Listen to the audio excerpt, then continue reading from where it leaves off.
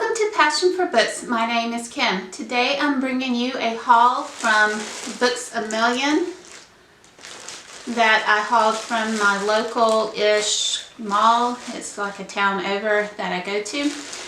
And it's been probably the first time in 6 years that I've gone to that mall. So several different bookstores have come and gone.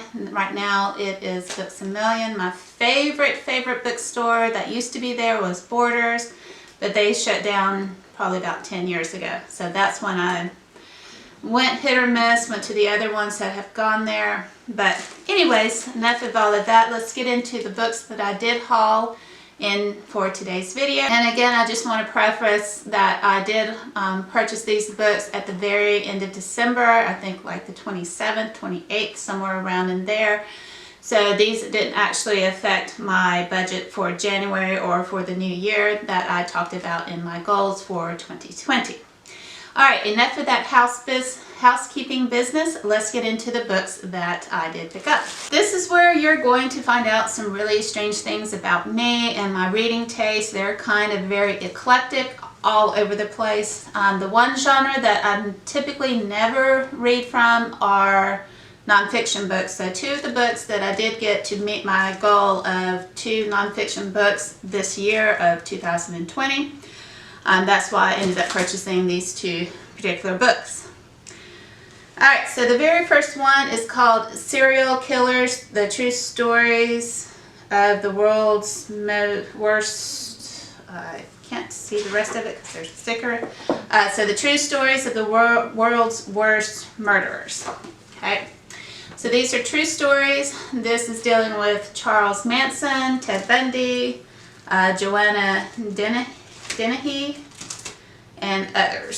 So these are true stories about them. Yeah, and there's many others.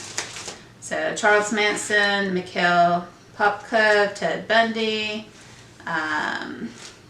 all sorts of different ones. So maybe just short stories about them. I don't know, so we'll figure that out as we go. So again, help me go towards my nonfiction goal. So we're going to read about these people. So I do like horror books. Generally it's fiction, murder mysteries. So it's not really surprising that I picked that up. Now going on the opposite end of the spectrum. This is Chicken Soup for the Soul. I can't believe my cat did that. This is 101 stories about the crazy antics of our feline friends.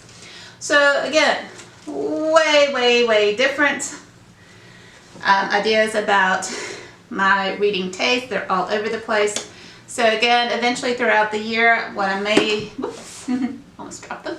What I may end up doing is reading maybe 4 or 5 of the stories a month until I finish it out, or every other month, depending on what my TBR is looking like.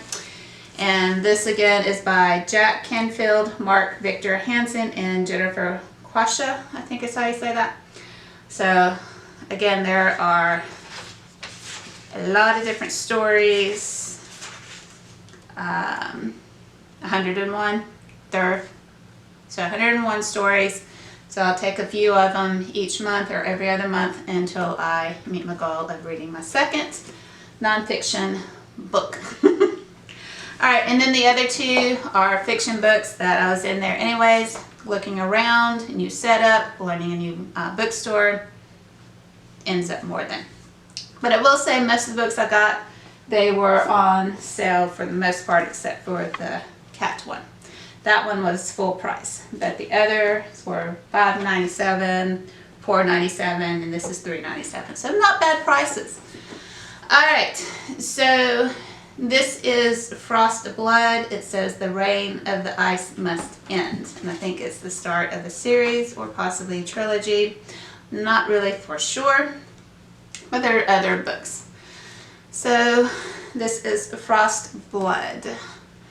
So it says, the first in an exhilarating series about a world where flame and ice are mortal enemies, but together create a power that could change everything. 17-year-old Ruby is a fireblood who has concealed her powers of heat and flame from the cruel frostblood ruling class her entire life. But when her mother is killed trying to protect her and rebel Frostbloods demand her help to overthrow their bloodthirsty king, she agrees to come out of hiding, desperate for revenge.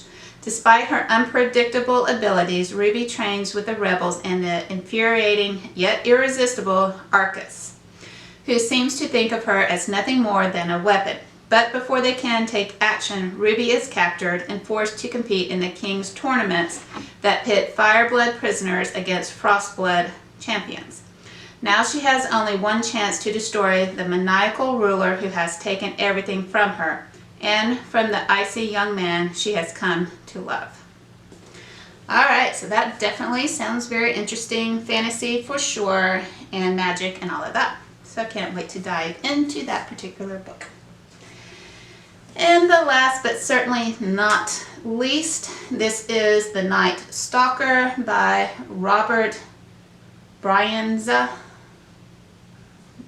Yeah, Bryanza, I think is how you say that. So this is what this one looks like. Again, going on again to the opposite side of things. Okay. If the Night Stalker is watching, you're already dead. What an interesting way of starting things off. In the dead of a swelteringly hot summer's night, Detective Erica Foster is called to a murder scene. The victim, a doctor, is found suffocated in bed. His wrists are bound and his eyes are bulging through a clear plastic bag tied tight over his head. A few days later, another victim is found dead in exactly the same circumstances.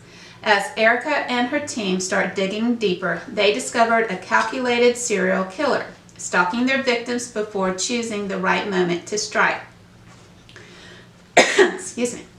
The victims are all single men with very private lives. Why are their pasts shrouded in secrecy? And what links them to the killer? As a heat wave descends upon London, Erica will do everything to stop the Night Stalker before the body count rises, even if it means risking her job. But the victims might not be the only ones being watched. Erica's own life could be on the line. So a murder mystery, suspense thriller, all of that going on in this book, it sounds like. All right.